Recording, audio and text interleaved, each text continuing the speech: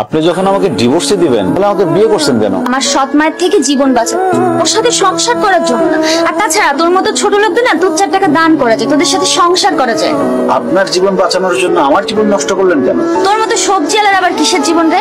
আর তাছাড়া তোর কাছে না আমি আমার লাইফের প্রবলেম শেয়ার করতে একদম রাজি। আর তোর কত বড় সাহস, তুই আমার সাথে এক বিছানায় ঘুমাইতে চাস? তোর নিজের লেভেলটা ভাবছোস একবার? তুই আমার সাথে আমার রুমে আমার বিছানায় ঘুমাইতে আসবি, এর জন্য না আমি বালিশের নিচে গিফট রেখে দিয়েছিলাম।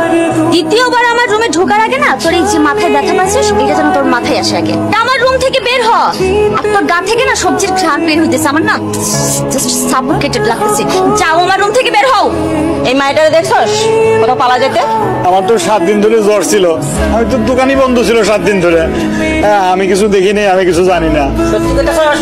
সত্যি করতেছি। আপা, এই হালার সাথে কথা বলে কোনো লাভ নেই। একটা বলদ চলেন। ঠিকই কইছস, এই আস্ত বলত। চল। এটা কোন ধরনের বেয়াদবি? ওরে বাবা রে, আপনি কোন মহারানী শুনি যে কাপড় ছুঁড়ে মারছি বলে একবারে মহাভারত অশুদ্ধ হয়ে গেছে? ভাবি, আমার মা মহারানী না হোক, কিন্তু কাজের বুয়া তো না। তুমি তো আমার মায়ের সাথে কাজের বুয়ার মতো আচরণ করতেছো। সে আমার কাছে কাজের বুয়ার থেকে বেশি কিছু না, বরঞ্চ কাজের বুয়াই। ভাবি, তুমি বড় লোকের মেয়ে হয়েছো বইলা আমাদের সাথে এরকম খারাপ ব্যবহার করতে পারো না। কি ব্যবহার করব না করব সেটা তোমার থেকে আমাকে শিখতে হবে। শোনো, আজ থেকে তুমি আর তোমার মা চাকরানির মতো আমার সব কাজ করবে। শোনো বউ, আমি তোমার মায়ের বয়সী, তুমি মায়ের বয়সের শাশুড়িরে চাকরানি বানাইতে চাও, তোমার কি একটু খারাপ লাগে নাই? বুক কাঁপলো না? না কাঁপেনি। আপনাদের মতো ছোট লোকদের জন্য আমার কোনো সিম্প্যাথি কাজ করে না। আপনারা মা আর মেয়ে মিলে ময়লা কাপড় চোপড়গুলো এখন ধুয়ে রোদে শুকাইতে দিবেন, জান? ভাবি, অসম্ভব।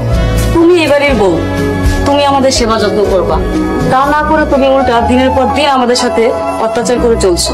এই চুপ করো তো, তুমি বেশি কথা না বলে তোমাদেরকে যেটা বলা হচ্ছে সেটা করো। বৌমা একটা কথা শোনো। জি বলেন। বৌমা, আমি তোমার চাকরানি হয়ে থাকুন, কিন্তু তুমি আমার একটা কথা রাখবা। মা, তুমি কি বললা? শাশুড়ি হয়ে ছেলের বউ চাকরানি হয়ে থাকবা?